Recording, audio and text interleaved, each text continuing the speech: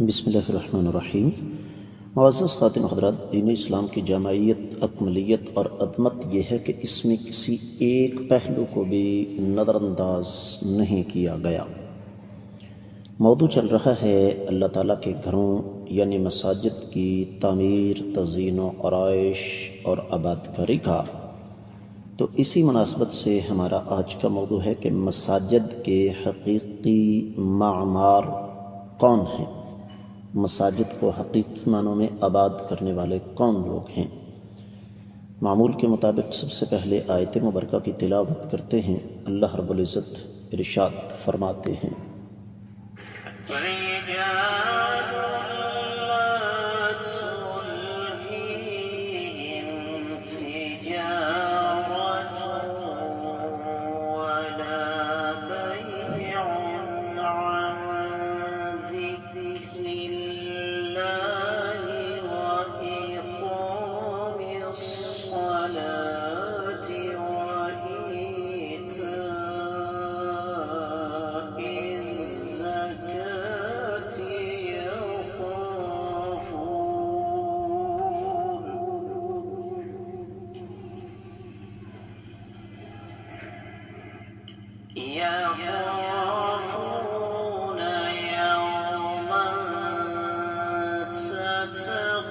تتقلب فيه القلوب رجال لا تلهيهم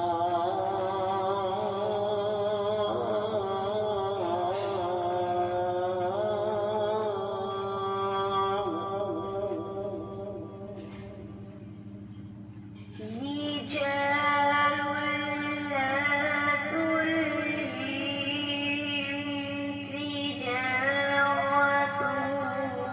ولا بيع عن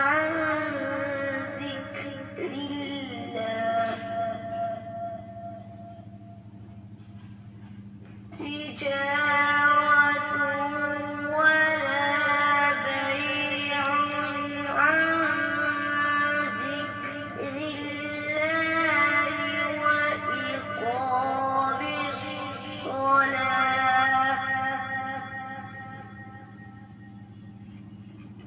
وإقام الصلاة وإيتاء الزكاة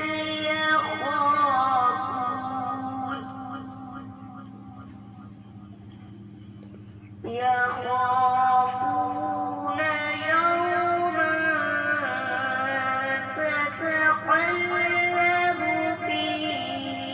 القلوب والأبصار۔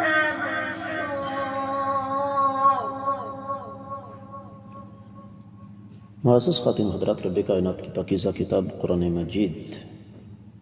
پارہ ہے 18واں، سورۃ النور 37ویں آیت مبارکہ۔ رب کائنات ارشاد فرماتے ہیں، رجال ایسے مرد ہیں، لا تلہیہم نہیں غافل کرتی انہیں، تجارت خرید و فروخت، ولا بیع نہ سودے بازی، عن ذکر اللہ اللہ تعالیٰ کے ذکر سے، و اقام الصلاۃ اور نماز کو قائم کرنے سے، و ایتاء الزکاۃ اور زکوٰۃ ادا کرنے سے، یخافون وہ ڈرتے ہیں، یومن اس دن سے، تتقلب الٹ پلٹ ہو جائیں گے، فیہ اس دن، القلوب دل بھی، والابصار اور آنکھیں بھی۔ بامحاورہ ترجمہ سماعت فرمائیے گا، ایسے مرد جنہیں تجارت اور خرید و فروخت اللہ کے ذکر سے اور نماز قائم کرنے سے اور زکوٰۃ ادا کرنے سے غافل نہیں کرتی، وہ اس دن سے ڈرتے ہیں جس دن بہت سے دل اور بہت ساری آنکھیں الٹ پلٹ ہو جائیں گی۔ امام ابن کثیر رحمۃ اللہ علیہ نے اس آیت مبارکہ کی تفسیر کرتے ہوئے سب سے پہلے قرآن کی آیات مبارکات ہمارے سامنے رکھیں، جیسا کہ امام صاحب کا مزاج ہے۔ سورۃ المنافقون کی 9ویں آیت مبارکہ یا ایہا الذین آمنوا لا تلہکم اموالکم ولا اولادکم عن ذکر اللہ ومن يفعل ذلك فأولئك هم الخاسرون۔ اے ایمان والو، تمہیں تمہاری مال اور تمہاری اولادیں اللہ تعالیٰ کے ذکر سے غافل نہ کر دیں، اور جس نے جو بھی ایسا کرتا ہے تو یہ لوگ حقیقت میں خسارہ پانے والے ہیں۔ سورۃ الجمعہ کی بھی آیت مبارکہ 9 ہی ابن کثیر رحمۃ اللہ علیہ نے نقل فرمائی ہے، یا ایہا الذین آمنوا اذا نودی للصلاة من یوم الجمعۃ فاسعوا الی ذکر اللہ وذروا البیع ذلکم خیر لکم ان کنتم تعلمون۔ اے ایمان والو، جب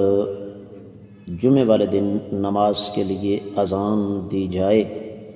تو اللہ تعالیٰ کے ذکر کی طرف جلدی کرو اور خرید و فروخت چھوڑ دو، یہ تمہارے لیے بہتر ہے اگر تم واقعی جانتے ہو۔ تو امام ابن کثیر رحمۃ اللہ علیہ فرماتے ہیں کہ رب کائنات نے یہاں مدح رسائی فرمائی ہے ان ہستیوں کی جن کو دنیا اور دنیا کی متاع آخرت اور اللہ تعالیٰ کے ذکر سے غافل نہیں کر سکتی۔ انہیں آخرت اور آخرت کی نعمتوں پر مکمل یقین ہے، اور وہ سمجھتے ہیں کہ دنیا عارضی ہے جبکہ آخرت ہمیشہ رہنے والی ہے، اور وہ اس بات کو اچھی طرح جانتے ہیں کہ دنیا کی اوقات کیا ہے۔ اللہ تعالیٰ کی اطاعت، اللہ تعالیٰ کی محبت، اللہ تعالیٰ کے احکامات ان کے نزدیک سب سے زیادہ مقدم ہیں۔ پھر ایک دفعہ سیدنا عبداللہ بن مسعود رضی اللہ تعالیٰ عنہ دیکھا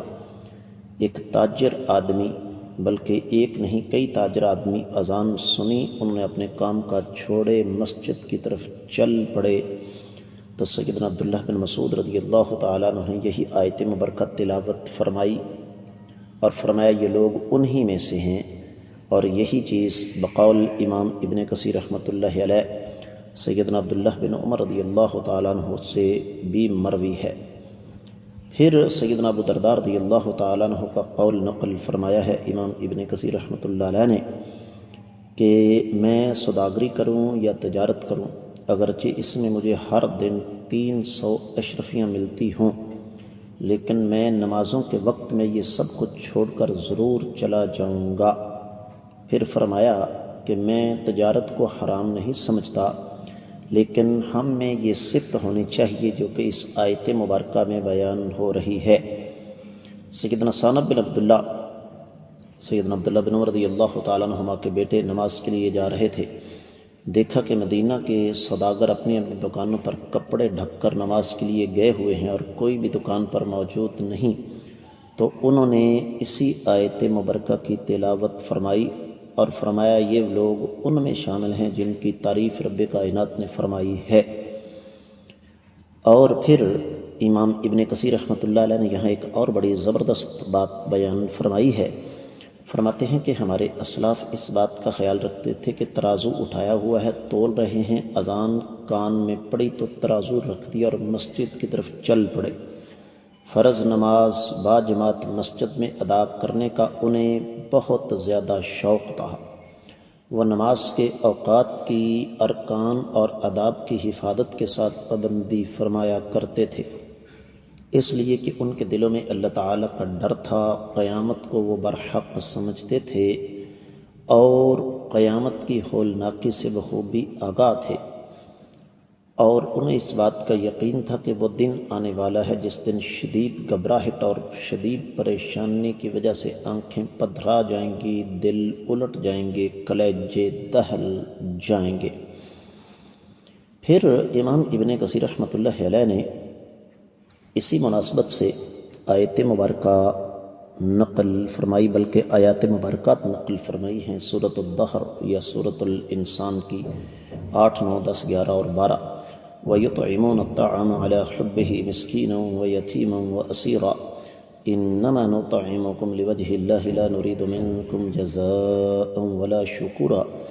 انا نخاف من ربنا یوما عبوسا قمطریرا فوقاهم اللہ شر ذلک اليوم ولقاهم نضرة والسرورا وجزاهم بما صبروا جنة وحریرا، کہ میرے بندے میری محبت کی بنا پر مسکینوں، یتیموں اور قیدیوں کو کھانا کھلاتے ہیں اور کہتے ہیں کہ ہم تمہیں محض اللہ کی رضا کے لیے کھلا رہے ہیں اور ہمارا مقصد تم سے شکریہ طلب کرنا یا بدلہ لینا نہیں، ہمیں تو اپنے رب سے اس دن کا ڈر ہے جب لوگ ہمارے رنج و غم کے منہ بسورے ہوئے ہوں گے، تیوریاں بدلے ہوئے ہوں گے۔ اللہ ہی انہیں اس دن کی مصیبتوں سے نجات دے گا اور انہیں تر و تازہ بشاشت اور ہنسی خوشی اور راحت و آرام سے ملا دے گا، اور ان کے صبر کے بدلے میں اللہ تعالیٰ انہیں جنت اور ریشمی لباس عطا فرمائیں گے۔ اور یہاں پھر معزز خواتین و حضرات، امام ابن کثیر رحمۃ اللہ علیہ ایک اور چیز ہمارے سامنے رکھتے ہیں، اور وہ یہ کہ نیکیاں بھی اسی انسان کی قابل قبول ہیں جو کہ اخلاص کے ساتھ، دل کی محبت کے ساتھ نیکی کے سفر پر گامزن ہو۔ تو ہم تو پابند ہیں اس چیز کے کہ آج ہم نے انشاءاللہ صرف تفسیر ابن کثیر تک ہی محدود رہنا ہے، لیکن قابل غور بات یہ ہے کہ اللہ تعالیٰ نے شروع میں فرمایا رجال، مرد، یہ مردوں کا تذکرہ اللہ تعالیٰ نے کیوں کیا؟ یہ بھی ایک بڑا اہم اور قیمتی نکتہ ہے۔ پھر اسی طریقے سے اسی آیت مبارکہ کے حوالے سے اور بہت سارے امور ہیں جن کی وضاحت انشاءاللہ ہم آنے والے اسباق میں کریں گے۔ آج کا سبق یہیں پہ میں روک رہا ہوں، اجازت دیجیے۔ السلام علیکم ورحمۃ اللہ وبرکاتہ۔